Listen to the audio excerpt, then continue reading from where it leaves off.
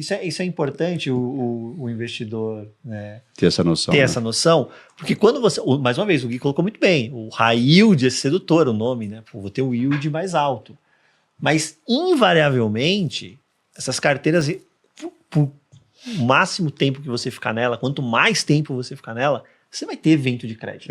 É da natureza do negócio. Normal, né? É normal. É normal, inclusive, né? Não pode acontecer demais, né? Não pode acontecer demais, mas algum evento de crédito ela vai... Será que efetivamente o investidor está preparado para esse evento de crédito? Né? Então, acho que às vezes tem esse exercício que o investidor pessoa física precisa fazer. E não ficar olhando simplesmente, pô, esse aqui paga mais. Né? Eu cansei de falar isso para os investidores. O fundo que paga mais, ele não está pagando por genialidade do gestor. Né? O risco está embutido.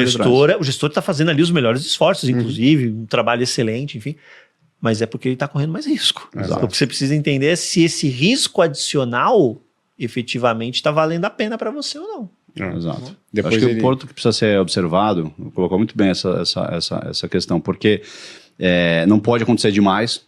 E, de novo, a gente brinca lá que o crédito realmente é que nem botar o ouvido ali no trilho, né? Uma hora vai passar o trem, então assim, acontece. O que não pode acontecer demais. E uma outra coisa que a gente também sempre alerta aqui para os investidores é em relação à diversificação da carteira. Então, assim, gestores que concentram demais o risco, isso é terrível, porque, assim, de novo, como a gente acabou de falar, o problema de crédito acontece, é da vida, é do jogo, é do mandato, é do game. Só que se acontece, você tem 10% da sua carteira nisso, ou você tem, sei lá, 10% em 3 ativos e cada um com 10%, pô, 30% mata o fundo. Acaba com o fundo. Então, se acontece um evento de crédito, mas você tem lá 3%, tem lá 2%, tem 1%, não vai sentir. É ruim, mas assim, não vai mudar ali muito, né, o comportamento do fundo. Então, quando a gente olha, por exemplo, um dos pontos que a gente colocou de mudança no Maxi Renda, que é um ponto muito importante, que eu sempre tento alertar não, que eu sempre tento fazer o marketing ali, é o que? A gente limitou a 5% do patrimônio líquido do fundo, é o que a gente pode fazer no momento do investimento. A instrução normativa fala de 10%, ou seja, o que eu quero dizer com isso? Eu vou fazer uma operação, vou fazer o desembolso, vou alocar num ativo. Eu não posso colocar mais do que 5% num CRI, por melhor que for. Seja, etc. Vou colocar lá, tem um baita de um CRI, CSN, um rate legal, etc. Vou colocar 7% do fundo. Não posso, negativo. Posso botar no máximo até 5%. E quando a gente olha a carteira inteira do Maxi Renda, né, convido quem não olhou ainda, tem lá na lâmina, tem um percentual sobre o PL. Boa parte da carteira do Maxi representa 1%, 2%, 3% no máximo, assim. Sim. Então, se a gente tiver qualquer tipo de dor de cabeça ali, eu não digo nenhum default, né, de crédito, mas tem que reperfilar uma obra que a gente está financiando ali num plano empresário, né, que cada vez mais isso vai se tornar comum nos fundos imobiliários. E acontece, atrasou um pouco a obra, você vai ter que dar um waiver para o cara, etc. Isso não vai machucar o retorno do fundo. Então a diversificação ela é um ponto muito importante. Eu vou trazer um dado aqui, o último relatório que eu pesquisei do Maxi, você pega o top 10, que ele vem inclusive na ordem, né, bem ranqueadinho.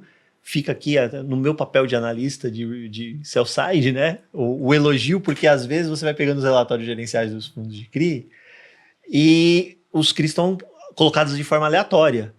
Você quer fazer uma curva ABC ali, né? Para ver onde estão os maiores riscos, né? Aí você fica pegando milho ali, enfim. Do Maxi Renda bem bonitinho na ordem já. Você pega o top 10, só os 2 primeiros tem um pouco mais que 3% de PL. Só os 2 primeiros CRIs. E no top 10... 3 deles têm menos que 2% do PL no top 10. Quando você vem vindo para baixo ali, rapidamente para de ter a turma que tem 1% do PL e vira 0, alguma coisa e é a maior parte da carteira. E teve um caso, por exemplo, dois meses atrás, aproximadamente, 2, 3 meses atrás, que a gente soltou de uma obra que a gente está financiando.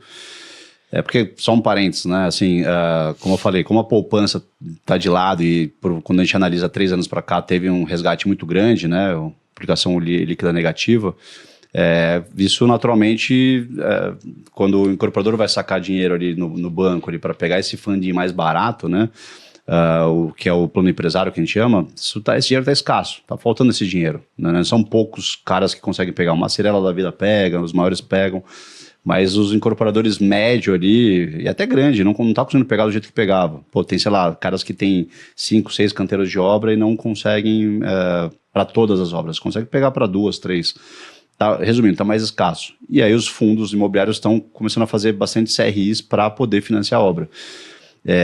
E normalmente são obras super interessantes, tem um LTV, né, uma razão ali de ativo que garante a dívida super favorável, tem uma proteção muito grande da lei, que é o patrimônio de afetação, e aconteceu no nosso portfólio, representa 1% do patrimônio, 1,5%, um CRI Arquiplan, que a gente até colocou no relatório, que a empresa entrou em RJ, mas assim, a obra está 90% quase concluída, e a gente está com o nosso time de engenharia lá focado, etc. Tem um LTV excepcional de 50%, ou seja, para o nosso CRI, a gente tem ali o dobro garantidos entre estoque e recebíveis. Então, assim, a chance de não receber a nossa operação corrigida na taxa é baixíssima. Só que entrou em RJ, vamos dar aqui a exposição que tem que dar o disclosure. Aí explicamos, isso aqui representa super pouco, mas mesmo assim é uma operação que a gente não enxerga que é estressada. A empresa entrou numa situação mais complicada. Então, no final do dia, o que a gente teve que fazer aqui para esse cara? Essa era uma operação que ela tinha PMT paga bonitinha pelo incorporador, a partir do momento que o cara entrou em RJ, ela já está blindada a operação, então a gente está ali tocando obra, estamos tocando ali todo o dia a dia do negócio, que a gente tem toda a nossa expertise, e a obra está caminhando super bem, vai entregar aqui daqui a 3 meses, entrega a obra, e aí só que a gente dá todo esse esclarecimento, tá vendo? Não é que é uma operação, não é um raio de problemático, etc. Então, tudo isso para dizer que são operações que, dado que a gente não está recebendo a PMT enquanto a obra não ficar pronta, e a gente tem um ABITS e faz todo o repasse e recebe nosso dinheiro de volta, essa ausência de PMT ela não machuca o retorno do fundo. Então, isso que é a beleza do negócio, né? A gente brinca, o único almoço grátis no crédito é diversificação. Exato. Então, é isso que a gente leva muito a sério. Isso é um ponto legal que você trouxe, eu até queria entrar um pouco aqui, porque as pessoas que nos acompanham, os economistas, elas falam assim, mas 2 episódios atrás, o pessoal falou que diversificação era para quem não sabia o que estava fazendo. E agora a gente está falando que diversificação é o único almoço grátis. Calma lá, porque 2 episódios atrás a gente estava falando com o Otávio, que era um gestor de fundos de ações. E aí tem um ponto muito interessante. Quando você começa... por que a gente fala que para ações essa pulverização ela não é legal e para renda fixa, né, principalmente a parte de crédito, ela é muito boa? Para ações, chega um determinado momento que a sua diversificação ela fica tão alta que o seu risco, o risco da sua carteira, o risco do seu fundo, ele não vai mais diminuir. Aquele é o risco essencial do mercado acionário, que é um risco relativamente alto.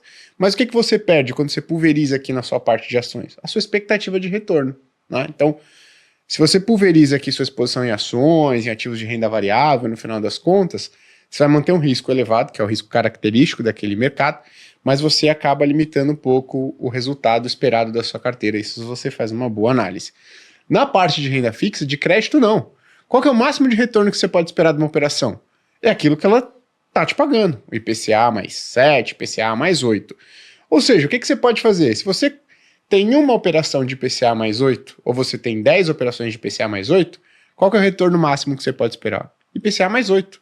Se você concentra a sua exposição em um ativo só de IPCA mais 8, você simplesmente falou, eu quero receber o mesmo retorno com mais risco. Então, pulverizar em renda fixa, em crédito privado, é algo que o André colocou bem aqui, é o único almoço grátis, porque isso só vai ter benefício. Sua expectativa de retorno máximo não cai e você simplesmente dilui o risco, que é até um ponto que é legal que você colocou, às vezes a gente tem uma operação de 1%, 0,5%, pode vir a dar um ou outro problema, mas você vê, a gente está falando de um percentual tão pequeno que, 1, 2 meses do restante da carteira já apagou. Você não fez nenhum dente no gráfico, você não fez nada, né? Então, acho que esse é um ponto legal da diversificação.